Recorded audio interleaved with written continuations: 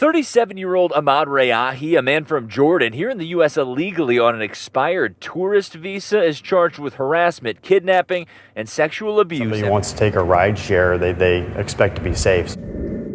As some of you might know, I started my gig life as an Uber rideshare driver. I had a W-2 at the time, full-time, and would do it on the side for extra money to pay for something that I wanted to pay for. And I really enjoyed it. I'm going to share with you a story that happened in my hometown, where I live, St. Louis, Missouri, specifically St. Charles, which is just a part of St. Louis. I heard about this yesterday. I'm going to share a clip from a local news station, Fox 2 News, and I'm going to give a little bit of insight as to how I feel about it, and I want to get your guys' opinion. A rideshare driver has been charged in St. Charles County after police say he sexually abused two women in the past week. Fox 2's Max Dieknot joins us live at the St. Charles Police Department. Max, police say this man is not even a U.S. citizen. Yeah, Mandy, that's right. We have learned that this rideshare driver is here in the country illegally. It's a disturbing story, and police say it should serve as a reminder to all of us to not let our guards down when we climb into those rideshares.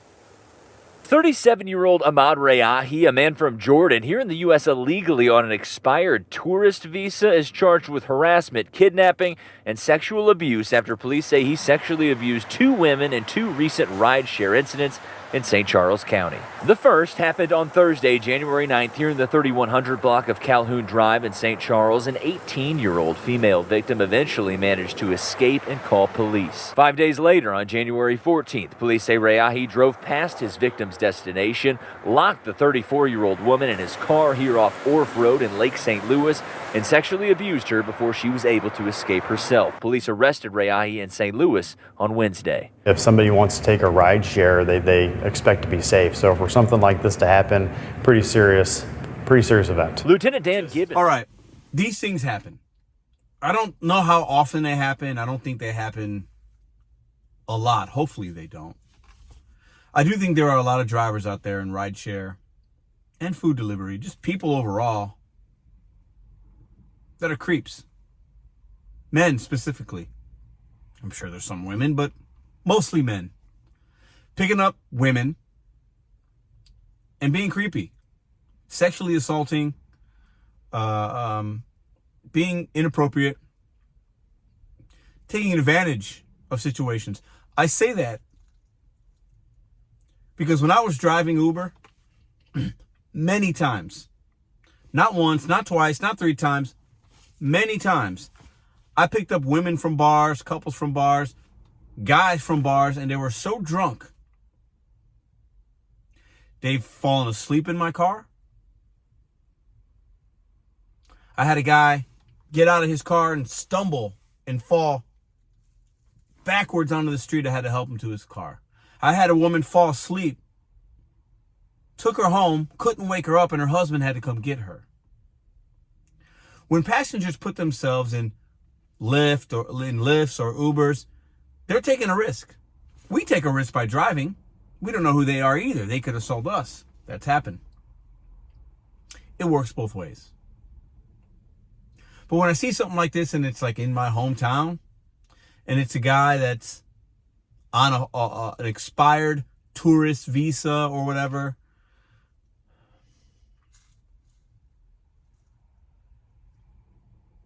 it's upsetting. It makes us look bad. I don't do rideshare anymore. It's been, I think, over a year since I've had somebody in my car and I drove them around and I did Uber. Maybe even a little longer than that. I still can, and I'm active on the Uber Eats delivery, but I have the rideshare as an option to earn. And I don't do it for various reasons.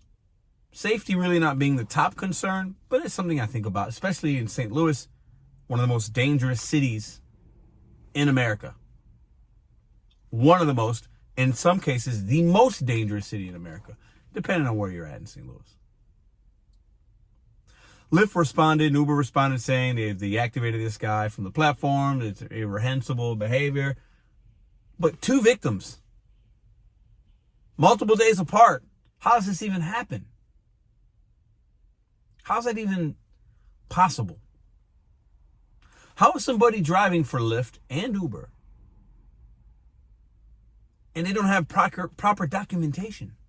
It's one thing to deliver somebody some food, but to not have proper documentation, to not be a U.S. citizen, and you're just driving people around, it's not okay.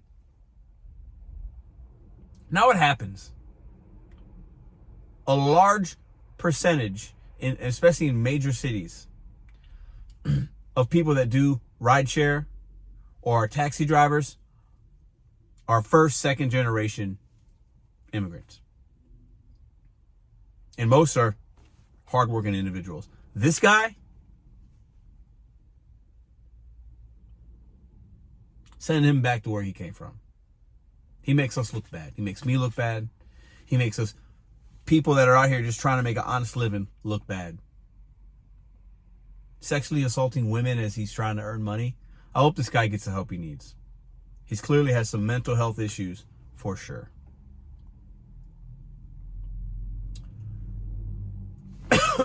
And I guess to round out this video and my opinion on it, what responsibility do the companies have to make sure the right person, the right background checks, the right vetting, the right information? I mean, Uber already asked, hey, when my insurance is expired or my plates are they let me know. Update. You know, they do facial recognition on all these major apps now. But what can they really do? I don't know. This guy, I mean, if I wouldn't pick somebody up right now, Uber's not going to be able to stop me or Lyft or any company from doing something to somebody. The same way they're not going to be able to stop the person that I pick up right here, let's say. I don't know who he is. He don't know who I am. This job can be dangerous. We've made it so easy to pick up strangers. And the accessibility and the ease of it. And having everything just on your phone. I used to take taxis. You used to have to call in. There's no app. You used to have to call in. And a dispatcher would. Now it's like, boom, I'm coming out of this bar. I need to get to work. Boom, boom, boom, boom. Bam. You get an Uber or Lyft in sometimes minutes. Most of the time, 5 minutes, 10 minutes tops. A stranger comes and picks you up. Yeah, you see what kind of car they are. You see their face and their name and stuff like that. But still a stranger. What responsibility do the companies have? I don't know. I'm asking you guys. They already have some things in place, but they can't prevent all these things. But the one thing they can do is do a better job of making sure the person driving and picking up their customers is who they say they are, and have proper documentation, and everything's on the up and up. Because when people don't have proper documentation, and this guy also had the wrong address for his registration in a whole nother state, like people that do that kind of stuff want to make it harder to be found out about who they are, and they don't have the respect of just following the overall just rules. Hope these ladies are going to be all right. Could have been a lot worse.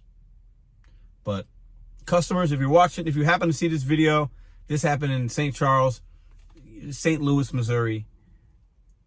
A couple things you can do. Share your location with somebody. If you're getting into Uber or a Lyft or a taxi or whatever, share your location on various apps or through the Apple or any Apple, you can share your location. Let somebody know that's accessible, okay, where you're going, so that if they see, hey, I'm getting picked up here and I'm going here. If they see something doesn't seem right or it's taking long, they can call the cops, they can call you, they can call the authority, they can come get you, they can whatever. And make sure the car you're getting in matches the person that it's supposed to be. And drivers, make sure the person you're picking up is the person that called for the Uber or the Lyft. We have to be safe as drivers, and our consumers have to be safe as well. Otherwise, these platforms, people start using less of them. And the less consumer confidence the consumers have in the gig apps, to use them for rideshare or food delivery or shopping, the less confidence they have will cause them to use it less, and that gives you and I less opportunities to earn and provide for our families. It's a full circle thing. All these things are connected. Drop a comment and tell me what you think about this video. What should happen to this guy? What's going to happen to this guy? He obviously got caught. I'll see you guys in the next video.